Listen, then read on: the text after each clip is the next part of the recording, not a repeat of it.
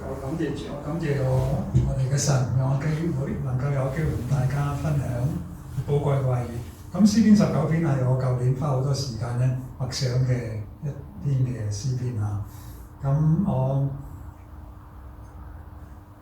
題目咧，如果睇題目嘅時候就係話咧，誰能知道錯失啊？咁頭先係唱嘅詩歌咧，都係同詩篇19篇有關啊。咁啊，詩篇19篇咧，可以分係3個大段嘅其實，咁1到6節咧係講到上帝創造天地，特別係諸天、天空、太陽所顯示佢嘅榮美。咁其實咧就可以停咗嗰度嘅咯喎，你睇嘅時候咧，因為好完整啊，讚美完後咯，我哋唱詩歌都係有咯。咁但係大衛咧19篇係大衛嘅詩篇啊，佢所寫嘅，咁佢冇停喺嗰度，佢又繼續落去啦，7到第11節咧就轉移到神嘅話語。咁應該你會睇詳細啊！講到神嘅話語，佢嘅功用係乜嘢？神嘅話語係點樣嘅咧？佢能夠帶俾人有咩嘅功效果效咧？亦都其實可以停喺11節嘅喎，咪停喺第10節啊嘛，11節停咗就得㗎啦，完整嘅其實係完整。咁亦都冇停喺嗰度啊！大衛神感動佢寫篇詩篇嘅時候，你睇到咧，佢繼續仲有13、12、13、14節啦，就整個嘅完整性，我哋去睇呢篇嘅詩篇啊。咁嗱，第一節就話諸天述説神嘅榮耀，諸天係眾數啦，你原文都係眾數。咁諸天即係話唔單止我睇到個天空，我睇到個天空係穹蒼啊。咁諸天咧係包括埋咧外太空啊。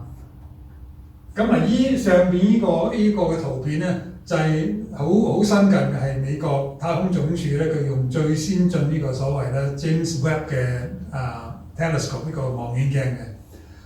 當大衛寫篇詩篇嘅時候，佢當然睇唔到呢條咁多星，又有銀河系咁樣係嘛？咁但係神嘅靈咧，當然啦，創造諸天又能夠讓大衛即係就咁望滿天嘅星晚上嘅時候，佢都可以感受得到啊！咁今日我哋睇嘅時候，更加就係了解到諸天神創造嗰個嘅榮美啊！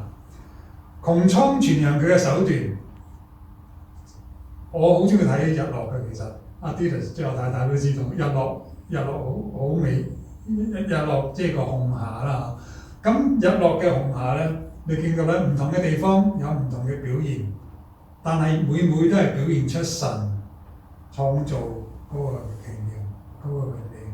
咁如果住喺北極，即係近北極嗰邊近南極啦，即係北歐嘅國家，或者亦都係甚至澳洲 Tasmania 咧有呢個地方有啲嘅日期咧，你都睇到㗎啦。上邊嗰就係北極光，下邊嗰就係南極光啊！呢啲都係好奇妙神響穹蒼所顯示佢奇妙嘅創造，佢嘅榮美。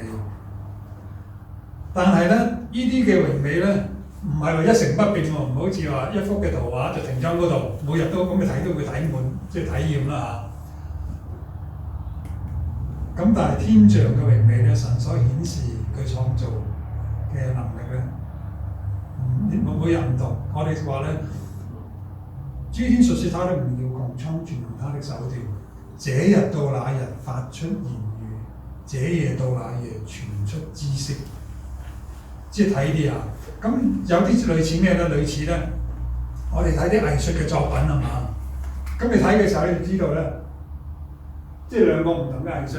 如果大家對藝術作品有興趣嘅，有明白嘅，上邊可能嘅畢加索嘅，下邊嗰就係梵高嘅，類似係嘛？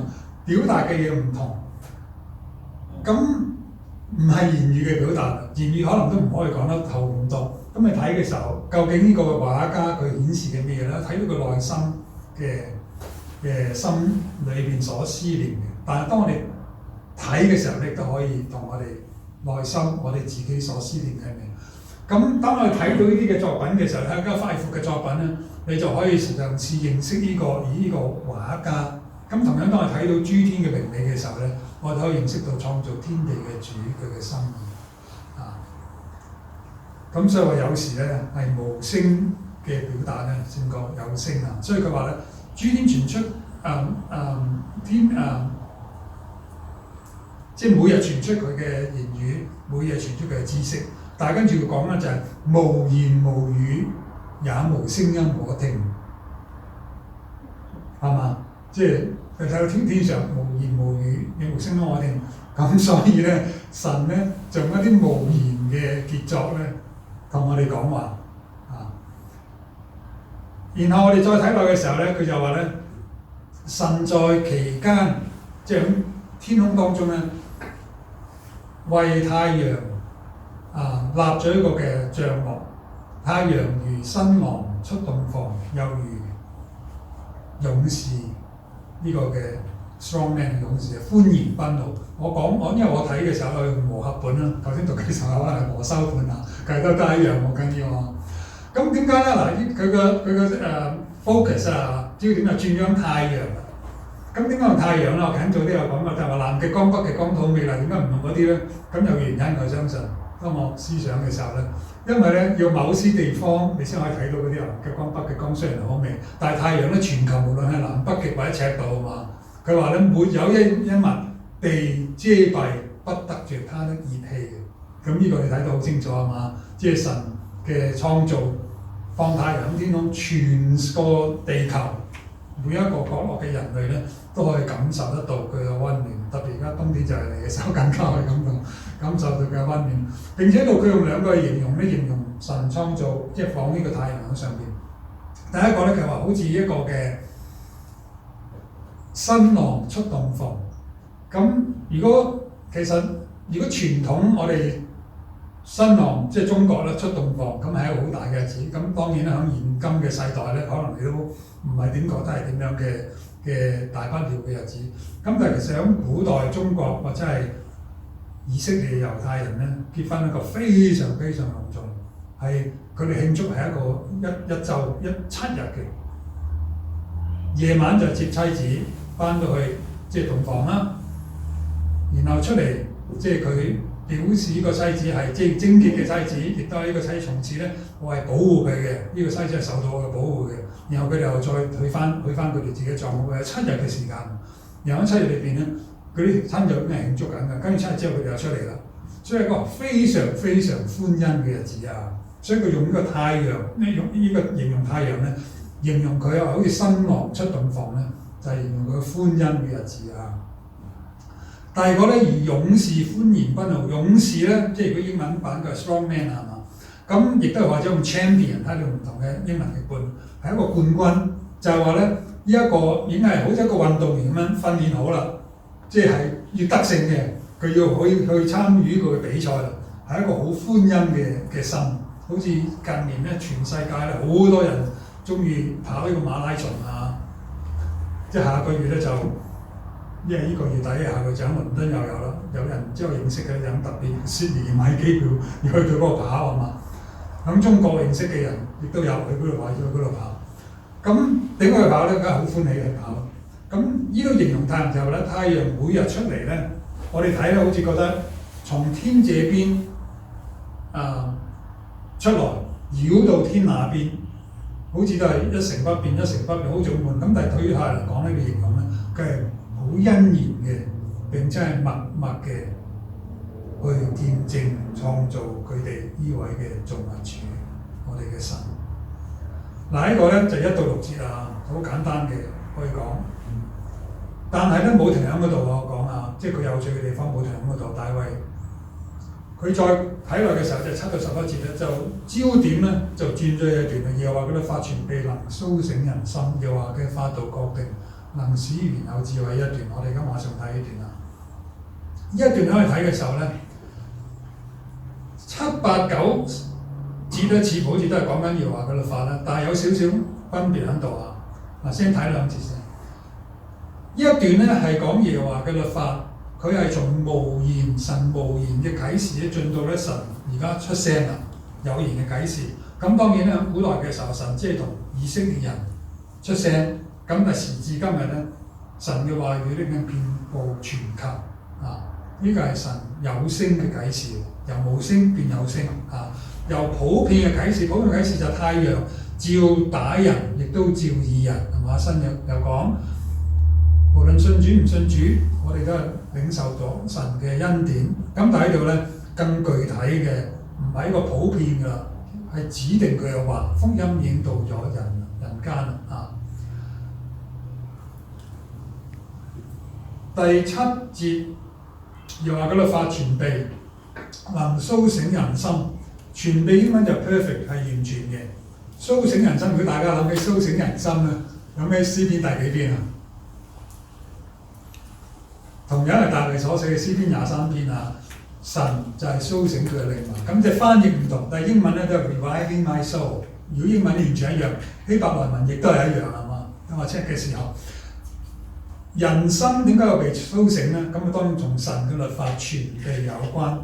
就係當人有缺陷嘅時候，人有缺乏嘅時候，神能夠甦醒我哋。詩篇23篇講耶和華神佢甦醒我哋嘅心，呢度就更加好特定嘅同我哋講，耶和華神點樣甦醒我哋嘅心咧？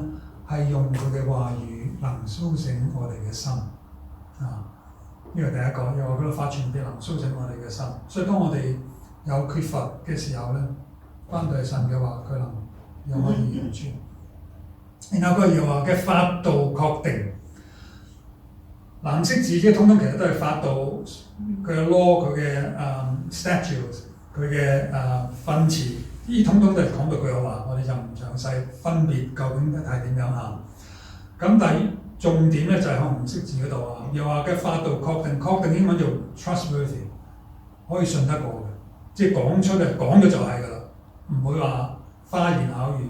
能使愚人有智慧，呢個愚人咧唔一定係蠢人嘅。如果睇其他即係聖經嘅譯本咧，佢就係話 make it simple， 愚人咧就 simple 啫，唔一定係即係好愚蠢，係簡單啊 simple 有智慧。今日好多嘅 scam 啊，好多嘅呢啲所謂欺詐嘅嘢咧喺當中，你點知道佢係真亦係假咧？佢唔可以俾我哋有智慧，但係呢度話咧，神嘅話咧。因為佢係 trustworthy， 佢係確定嘅，佢可以俾我哋有智慧，使人有智慧咧。再睇下邊嗰度咧，就係話咧，耶和華嘅訓詞正直啊，呢度應該係啊，即係我記得係正直，即係呢個 PowerPoint， 即係你信唔信呢個 PowerPoint 啊？係嘛 ？trustworthy 嘅能快活呢個兩個真係重疊咗，唔知點解啊？耶和華嘅訓詞咧，耶和華嘅訓詞正直啊，能甦醒人心啊，呢啲啊。然後咧，佢話能夠明亮人嘅眼目。Okay? 好啦，呢四個地方就係佢耶和華嘅話能夠甦醒人心，能夠使人有智慧，能快活人心，能快活人心即係個心喜樂啊，能明亮人嘅眼目，喺四樣嘅。喺四樣裏邊咧，使人有智慧同埋讓明亮人嘅眼目，你又諗到乜嘢？喺聖經裏邊，曾經有冇人想眼目得明亮，得着智慧？即係新約嚟講係有啦，耶穌字。但係喺聖經翻到創世記第1章嘅時候咧，神創造天地嘅時候，跟住創造亞當夏娃。咁亞當夏娃被創造之後咧，唔聽神講，聽咗呢個蛇魔鬼撒旦藉佢魔鬼同佢講乜嘢咧？當講完之後，佢就話呢一個果食咗可以有乜嘢？有智慧。話眼目明亮，點樣明亮咗嗰樣嘢咧？唔係得着智慧，明亮咗嗰樣嘢先睇到自己嘅羞愧。所以話又話嘅法度確定係 trustworthy 就喺呢度。真正有智慧嘅唔會話好似亞當夏娃咁樣聽咗啲唔可以信嘅，但係所以話我哋講俗啲佢領咗嘢啊！呢度就係話咧，要真正有智慧，要眼目得明亮咧。喺邊度嚟咧？就係嚟自神嘅話語。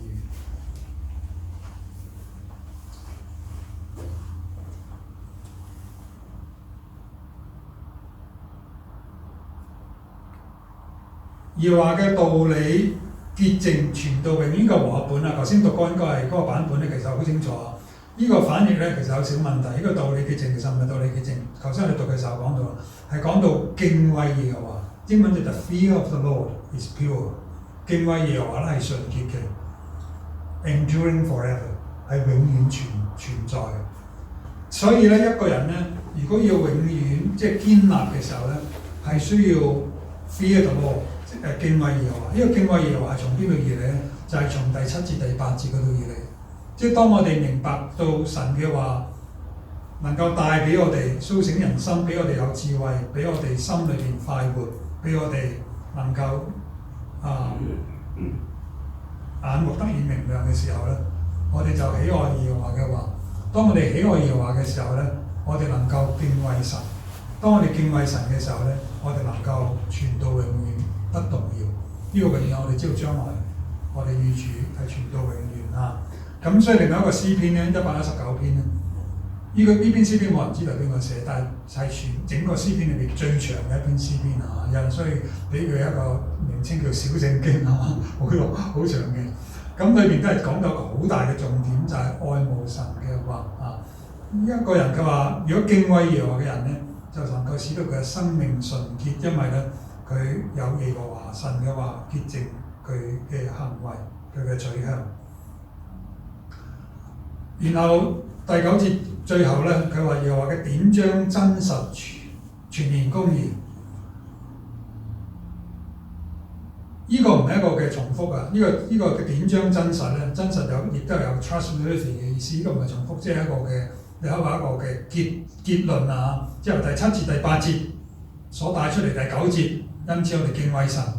然後第9節繼續落去就因此神嘅話，我哋敬畏佢，佢嘅話係全然公義，係值得我哋去喜愛、去相信、去經歷啊！佢用咩嘅例子繼續用點形容耶和華嘅話咧？佢話比金子可羨慕，且比極多嘅精金可羨慕，比蜜甘甜，比蜂房下滴嘅蜜更甘甜。嗱，大家注意一樣嘢嘅話，大家都中意金，中意蜜啦，因為蜜係其實係指導我哋嘅俾我哋嘅物質上面可以滿足啊。金我哋有知道嘅精金，唔係話淨係貪錢啊，即係金係有佢個價值喺度，即係今日講到佢嘅價值啊。但喺度所講咧就係咧，神嘅話語唔係精金，唔係下滴嘅蜂蜜，而係比精金更寶貴，比蜜更甘甜啊！所以佢既然喺換一個嚟講就係話咧，神嘅話咧，呢啲精金同埋蜜咧係好嘢，但係唔係最好嗰樣，最好嗰樣咧就係神嘅話。咁神好啦，咁啊下一個啦就係話咧，既然神嘅話係咁嘅時候咧，佢俾我哋咁多嘅話語嘅時候咧，佢嘅目的係乜嘢咧？11節解答埋呢個問題啊，大衛啊，11節解答埋。佢目的係咩咧？呢一節所講，因此你嘅僕人受警戒，第一個目的，警戒或者係教導，即係神嘅話語俾人咧係要警戒我哋點樣去擇善棄惡，即係唔會跟亞當咁樣啱啱相反係嘛？受警戒、受教導，就好似新約提摩太所講，神嘅話語喺教導督責係嘛，使人歸正都係有益嘅，咁啊呢個同一樣。仲有第二樣呢個唔係就咁樣話，咁好似就停喺度，唔係仲有第二個原因係咩？就講話神嘅話語俾我哋咧，希望我哋能夠得好處，得大賞。呢個賞唔係小賞，係大賞添。咁大到咩程度咧？加埋先已經咁去講啊！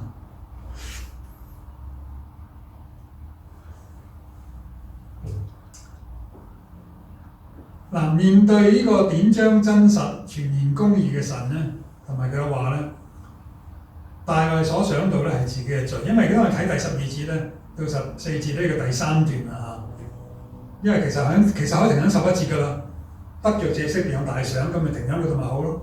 咁但係大衛繼續落去，呢個好重要，所以我今日嘅題目就係話誰能知道錯失啊？佢冇停喺嗰度，佢繼續落一位就係話咧，既然神嘅話係要警戒我哋、教導嘅時候，佢佢就話：誰能知道自己嘅錯失？自己原文係冇嘅，你睇英文好多譯本都冇，原文都係冇。咁但係佢當呢啲譯本加上自己咧，呢度係加到好啱，因為佢馬上就講嘢話：願你赦免我隱而未現嘅罪，係講翻自己。因為我哋當話見到哇神嘅話呢樣嘅嗰樣，我哋容易話呢個同我冇關，係同隔離嗰個就好有關，係嘛？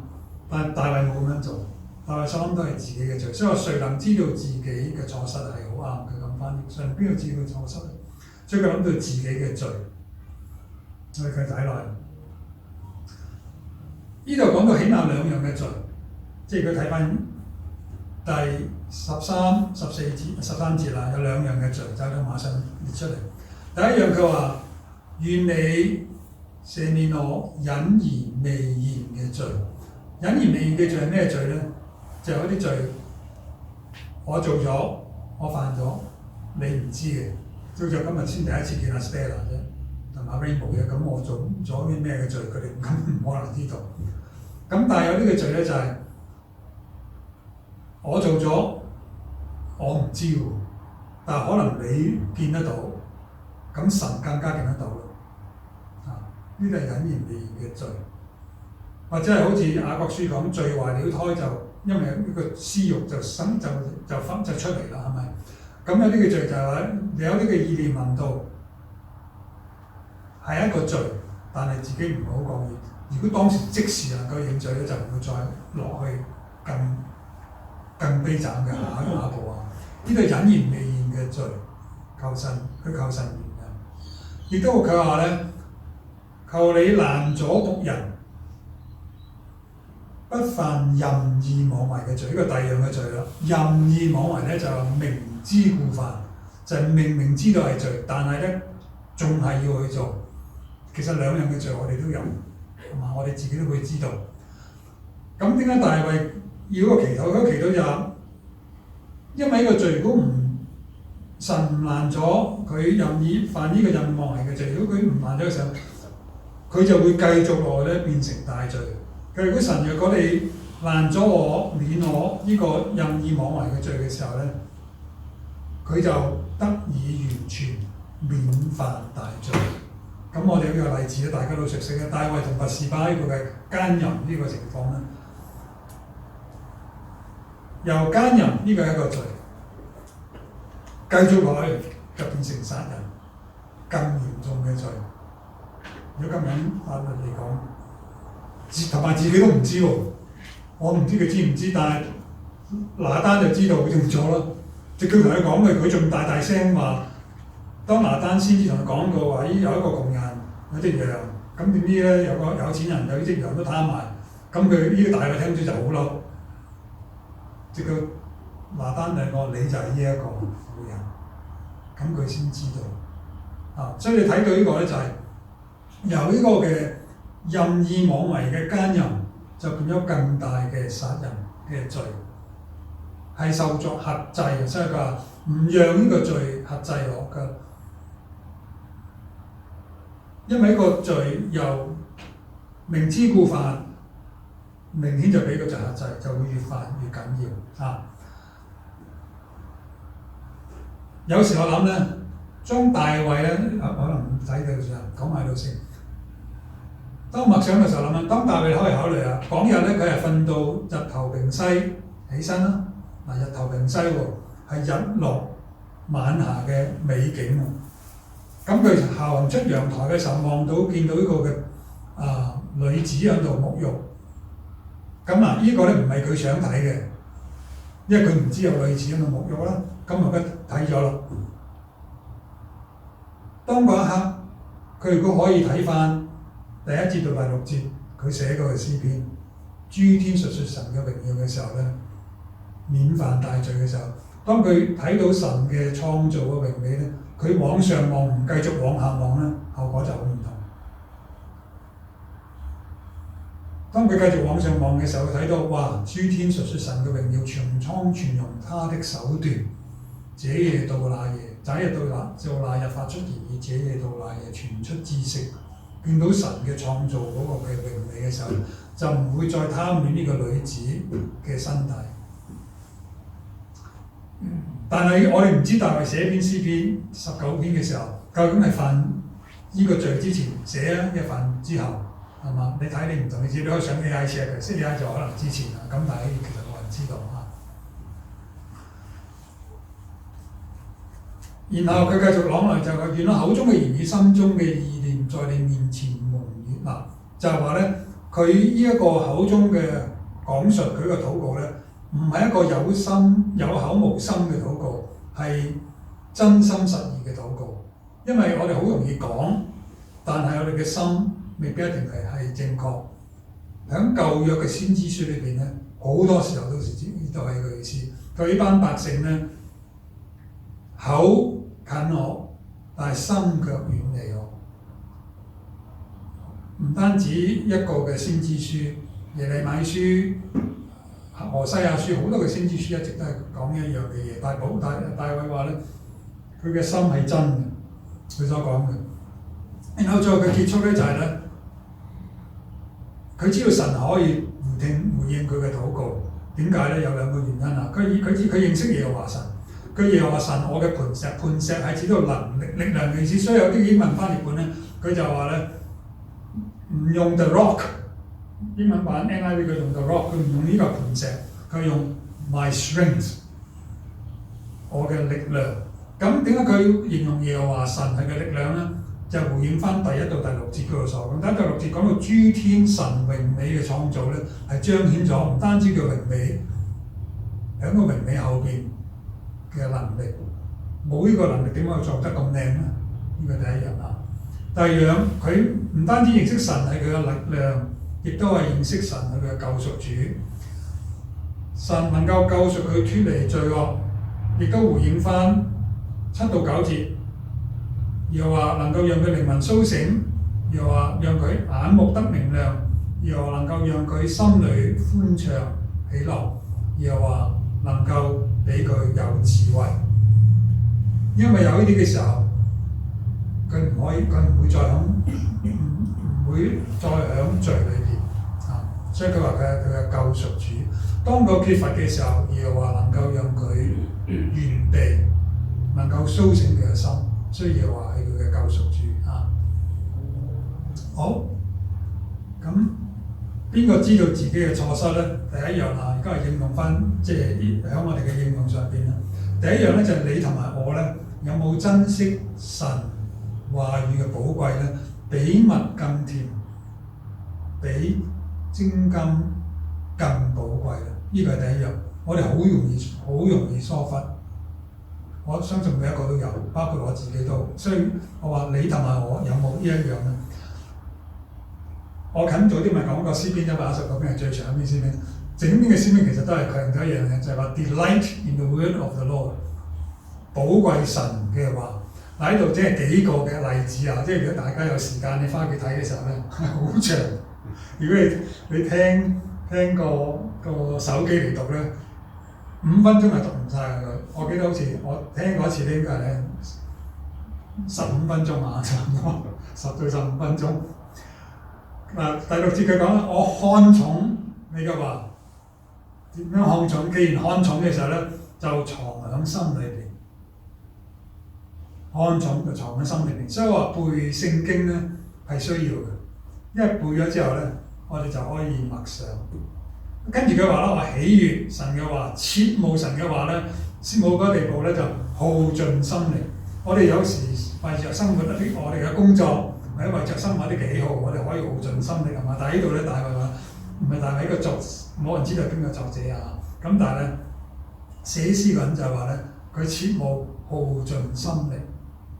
然後話喜樂愛慕，但係咧到120節嘅時候咁講咧懼怕，因為當我哋明白神嘅話嘅時候咧，明白呢位我哋所相信呢位嘅神嘅時候咧，我哋就好自然咧係會有一個敬畏懼怕嘅心，知道唔係咁簡單，我哋所面對唔可以輕忽啊。然後講愛神嘅律法啦。喺度提醒我哋話，愛神嘅人大有平安，咩都唔能夠使佢絆腳。因為愛神嘅律法就係一個敬畏神嘅人。敬畏神嘅人咧，如果大家睇聖經咧，一而再再而三講啊，敬畏神嘅人咧永不跌倒，雖然會失腳，詩篇37篇啊，琴晚我讀嘅詩篇啊，雖然會 stumble 會失腳，但係唔會 fall， 唔會全身嘅跌倒。嚟自邊度咧？係嚟自愛慕神嘅話，作一個敬畏佢嘅人。當我哋唔睇神嘅話咧，就好難會敬畏神。當我哋睇神嘅話嘅時候咧，你發覺咧，敬畏神咧係一個自然效果。第二樣啊，即係三段啦，分三點啦，就亦都係分段嚟同應用上邊啦。就係我哋嘅生活咧，有冇咧同樣係無言地同埋欣然見證神嘅榮耀咧？係咪？即係話嚟睇太陽、睇穹蒼、睇諸天，佢哋都係被創造嘅。咁我哋都係同樣係被創造噶嘛。咁但係佢哋咧卻係咧無言地欣然嘅，好開心嘅，每日每夜去見證呢位創造佢嘅主。咁嘅同樣啦，我同埋你都係創造嘅，咁但係我哋更加有一個選擇，我哋有一個自由去選擇嘅時候咧，係咪應該更加善用我哋呢個選擇去傳揚神嘅作為？嗱，呢個無言啱啱會最後嘅時候會翻嚟。咁點樣可以去傳揚嘅作為咧？喺我哋人生裏邊咧，起碼有5個嘅領域。呢個5個領域就寫啦嚇：家庭、教會、自我、工作場所同埋社會。咁當然唔係每一個都5個領域嘅。當如果我哋係冇家庭或者未結婚，我自己一個人住嘅，咁當然冇呢個領域啦。如果冇工作嘅就少咗一個啦。所以咧，通常咧就3到5個領域，但係都係牽涉住3種基本嘅關係，就係我哋人同其他人嘅關係。呢個其他人可以喺我哋職場上邊，可以喺家庭裏邊，可以喺教會裏邊。第一個關係，所以放喺第一個，我唔係放神先啦。我第一個先，第二個咧係與神嘅關係，第三個就係同自己。當我哋安靜自己一個人嘅時候咧，我哋同自己嘅關係。但係只有一個基本嘅，無論係邊種嘅關係，整本聖經都講啦，聽神嘅話，信服神。如果我哋睇神嘅話，我哋知道神嘅心意，我哋去做。唔睇神嘅話嘅時候，我都唔知神要求我做乜嘢，就會變得好籠統，係嘛？好籠統。咁但係咧，都係基本上都用愛表達我哋所信。如果唔係，就係得個講字。一陣間你會翻嚟呢度啊。所以當我哋人舉目睇穹蒼嘅時候咧，其實覺得自己好渺小。即係我而家睇話嗰個美國太空總署嗰幅圖一睇嘅時候，個人喺邊度？地球喺邊度都唔知係嘛？咁人更加地球裏邊，所以曾經有人話咧，1粒嘅微塵，但係有萬般神嘅恩典喺裏邊，就係個原因。所以詩篇亦都講過話，人即係量起嚟都稱唔好，完全冇重量啊，比空氣還輕。所以當我哋咁諗嘅時候咧，就應該謙卑，係咪？咁謙卑嘅時候咧，與他人咧，即係講到一樣嘢嘅啫嚇。誰能知道自己嘅錯失？即係你同埋我有冇呢啲嘅錯失咧？與人嘅相處當中，兩節嘅聖經啦，即係用簡單兩節聖經啦。即係我哋有時候聽到話教會開會就有啲嘅，唔係淨係我唔知大家教會啊，亦都唔知妙新坊有冇參加教會啊。但係我嚟自香港。亦都去過台灣，亦都去過美國，所以咧亦都講唔同嘅教會聚會啊。咁但係咧，我見到有好同心嘅，亦都有咧有問題嘅嚇。咁喺度同講咧，要避免嘅問題咧，就係與人相處當中嘅時候咧，要看別人比自己強嘅啦。彼書所講呢個唔簡單，因為我哋今日咧，我哋個個都想話我哋嘅意見係最啱嘅意見，即係我嘅意見咧就係高見，呢個好人好容易會有呢個嘅體型嚇。原因咧就係因為我哋貪圖虛浮嘅榮耀，我哋希望人哋覺得話咧，哇你講得好，你嘅高見咧值得接納。其實係咪真係咁值得接納咧？只有神嘅意思先能夠值得。即係聽阿 Stella 我早啲嚟分享話，即係神點樣預備喺當中嘛。咁其實呢啲都係話council 買咗個地要起個 roundabout，呢度係邊個有高見啊？係嘛？即用呢個例子就用翻教會適合嘅例子。呢、個唔係話當初你即教會買個地嘅時候，知道 council 當將來會喺嗰度要起個 roundabout，所以你就會提供財政上面支持，唔係啊嘛，係嘛？呢個係神嘅安排，所以唔需要貪圖虛浮嘅榮耀。當看別人比自己強嘅時候咧，我哋就行喺神嘅旨意當中。咁另一樣對我有幫助，我覺得提醒就係咧，點樣可以唔睇自己比人強咧？點樣呢度紅色字有講就係話，有咩嘢我唔係領袖咧？如果我都係領袖嘅時候，點解我覺得比人勁啲咧？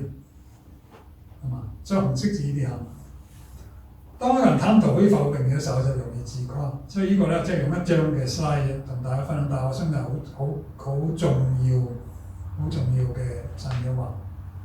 好啦，第二個咧就係與神，與神會講多少少話，因為與神嗰個其實好緊要。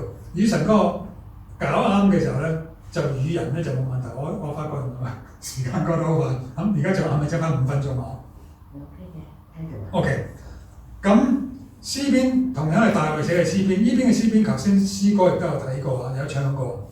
咁呢度咧都係講話大衛睇天，不過有多啲話月亮星宿啊嘛，呢啲係嘛？但係提醒我哋，當大衛咁睇嘅時候，佢人算咩嘢咧？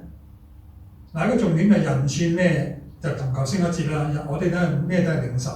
咁但係多咗一樣嘢嘅話，神卻顧念我哋。咁呢個提醒我哋就係話咧，我哋同神嘅關係有冇咧？我哋多蒙受神嘅恩典，但係少感謝神嘅眷顧，因為神其實眷顧好多，眷顧教會，眷顧我哋自己。其實我哋今日能夠坐喺度咧，神好大嘅眷顧，每個人唔同啊。張牧師88歲仲可以攞到車牌，哇！真係我唔敢想像。如果神有恩典到88歲仲可以考到車牌嘅時候，但係神有佢嘅安排，有佢嘅眷顧啊。當我哋有蒙神眷顧嘅時候咧，即我哋嘅生活言行能夠去感謝佢。當人話 Rainbow 你好叻喎，呢個係神嘅恩典，而唔係頭先所講嘅啊。第二樣嘢咧，嗱呢個可能時間我會講快少少。羅馬書第1章咧，我哋知道咧，呢個講到神藉着佢嘅創造咧，彰顯佢嘅作為，讓人能夠認識佢。通常我哋用羅馬書第1章呢一段嘅聖經咧，係全福音用嘅，亦都係啱嘅，因為如果提正嗰個羅馬書第1章係講到咧普世嘅啊，話啲人咧，話世人咧，明明藉着神所做嘅，唔相信佢，唔感謝佢，唔認識佢，但係去敬拜受造之物啊！即係今日我哋問嘢問 AI 唔會問神，呢個決定係咩最好，唔會問神啊！即係世人啦 ，OK。咁但我就諗啦，其實呢一樣咧，即係同今日所講咧，應用喺基督徒啊，你同我嘅生命當中咧，應唔應用得上啊？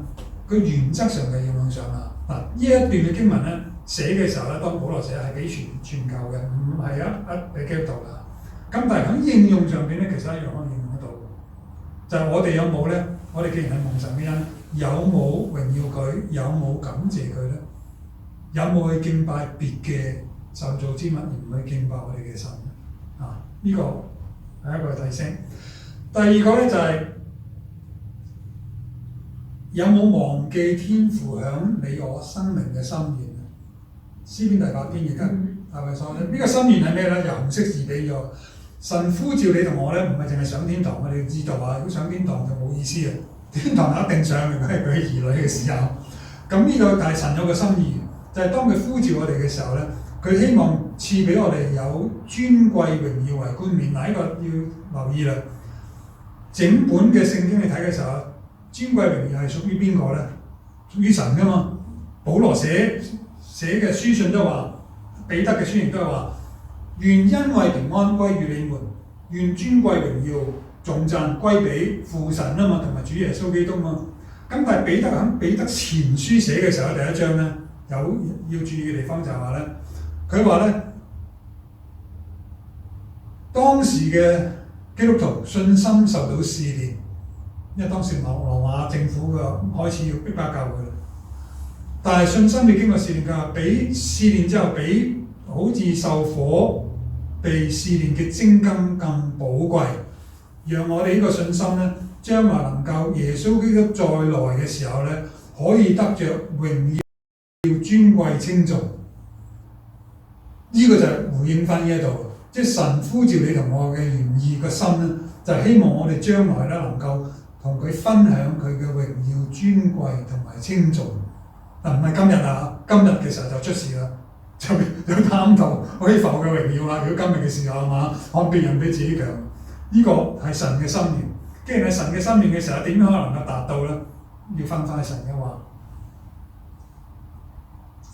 好啦，第三個咧就係自我啊。我哋承唔承認我哋喺神面前有罪咧？使徒彼得唔係彼得係約翰，佢寫俾約翰一書嘅時候咧，佢睇到佢自己都有罪。如果係冇罪嘅時候，咁啊講我自己即係講大話啦，真理唔喺我哋心裏邊。只係問題就係話咧，我哋想唔想知道自己係錯失啫？係嘛？即係嗰個同你講你呢個錯失嘅時候咧，你可能唔好開心。咁所以同樣講道，我聽好有名嘅牧師喺度講道嘅時候啊，佢話咧已經唔喺度啦，喺外國嘅。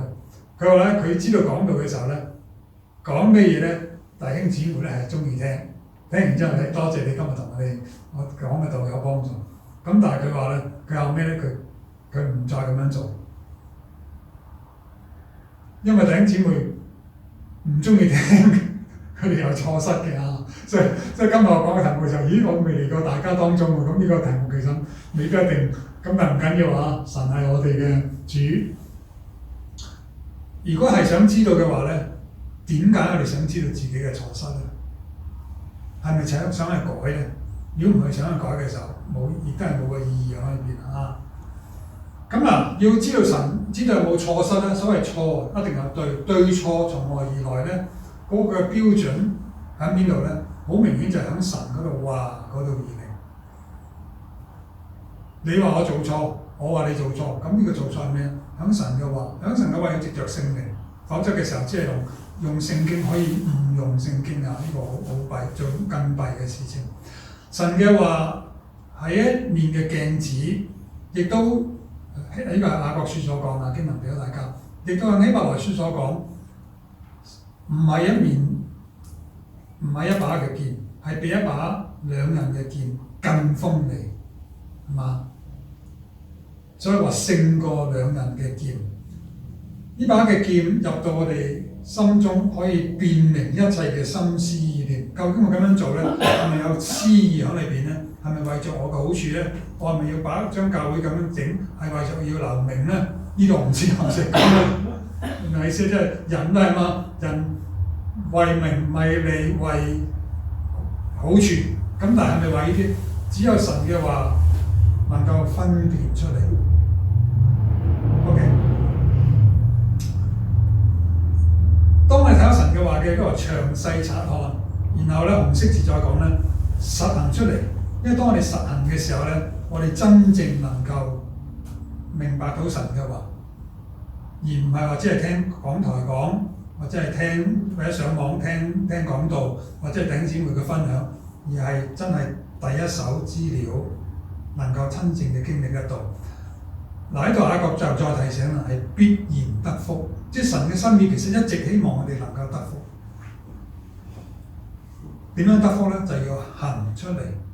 但係行出嚟之前咧，需要去明白神嘅話。點樣能夠明白咧？就係晝夜思想。咁就係思想神嘅話，我哋最達到呢個嘅後果啊！大學生嘅學習應該係革命性。大學生啊，咁我過往30年咧，即係喺教書嘅當中啊，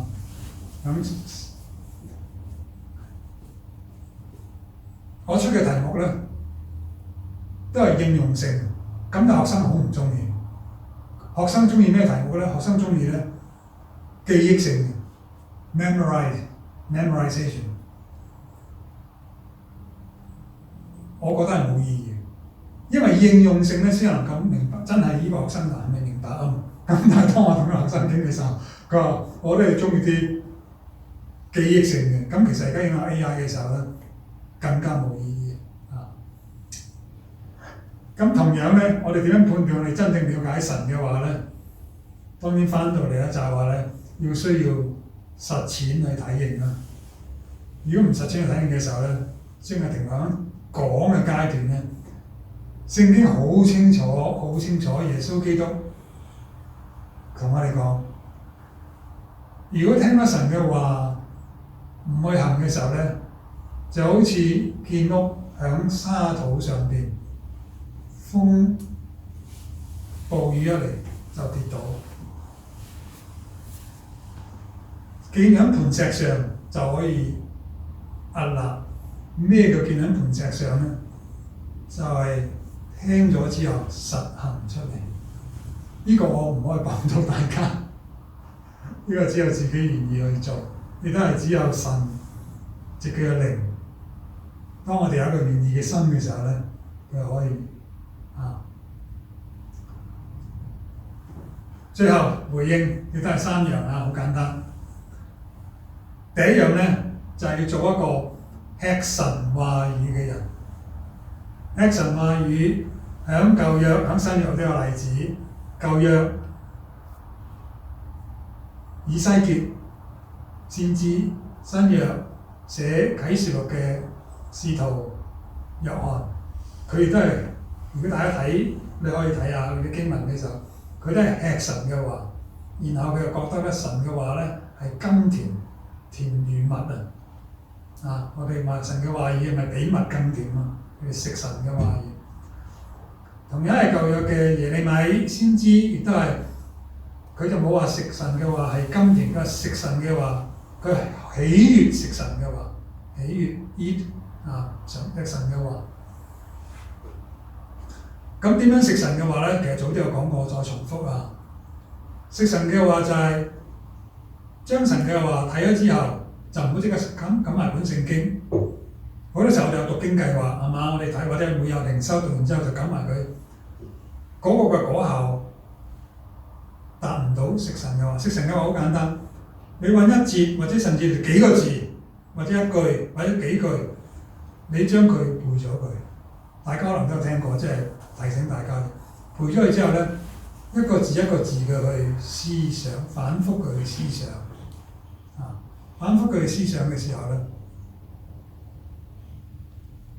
神會藉佢嘅靈，借佢嘅話，同你講一啲嘅嘢。呢啲嘅嘢咧係你個人嘅體驗，即好似今日同大家分享個19篇啊，好個人嘅體驗。當初我背呢個19篇嘅時候咧，我係由神嘅律法傳備能甦醒人心，神嘅一句嘅啫啊。咁你慢慢開成句背晒，慢慢之後你就發覺，咦咁佢寫一段嘅時候咧，神嘅律法前後有咩嘅意思咧？好自然咧就會再睇翻。咁開始嘅時候睇呢兩段其實有咩意思？咁你再默想嘅時候咧，你發覺原來真係好有意思嘅喎。啊，所以佢做一個吃神話語嘅人，呢個第一樣。第二樣咧就係做一個無言嘅見證人。我哋成日知道話教會嘅大使命傳福音，我哋去傳，我哋講好多嘅佈道會啊，呢啲都係需要啦。當然英文你聽唔到，但係就唔好做一個咧。我哋有冇諗過一樣嘢就係咧，我哋可能講，但係冇做，即係話我哋嘅生活咧嗰個見證咧，同我哋所講嘅唔一致嘅，所以難怪人哋唔信，甚至咧造成反效果，呢個好可惜。我有好多嘅例子，好可惜啊！所以我哋做一個無語見證人，可能有時唔需要講太多。當我哋活出神俾我哋嘅命令去做人嘅時候咧，人哋見到咦係個唔同喎啊！咁又帶出第三樣，知錯求赦，呢個第三段係咪？知錯求赦就好啦。神嘅話語當你睇咗之後，提醒我哋，咦我哋有錯，不要俾即係看別人比即係自己比別人強，咦我做錯，我看自己比別人強，知錯求赦，翻返去神嗰度求神赦免。因為當我哋知道罪唔求神赦免嘅時候，神唔會赦免，冇話自動㗎。即係神約翰寫約翰一書都話，我哋若果認自己嘅罪，神係信實公義，就赦免我哋嘅罪，洗淨我哋嘅不義啊嘛。咁但係如果我哋唔認嘅時候，下邊寫罪就唔會發生啊嘛。咁所以當我哋藉著神嘅話，你嘅靈俾我哋睇到我哋個錯嘅時候，我哋求神赦免，然後重新再嚟。OK， 我哋同心禱告，好嗎？天父，我哋多謝你喺我哋當中，因為睇到外面美麗嘅環境嘅時候，就見到神你創造嘅榮美，亦都睇到你創造榮美後邊你嘅能力。然而，你俾你寶貴嘅話語我哋呢個時候安靜喺你面前，我哋用些少嘅時間，我哋省察我哋自己嘅內心。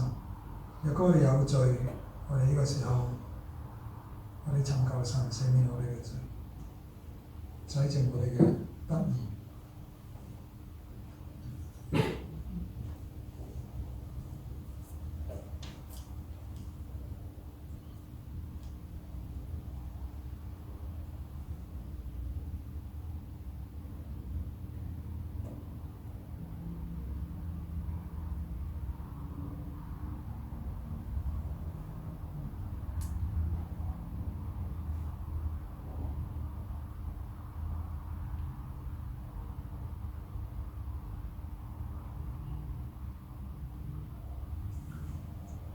多謝主，你聽我哋喺心靈裏邊向你嘅呼求，求主讓我哋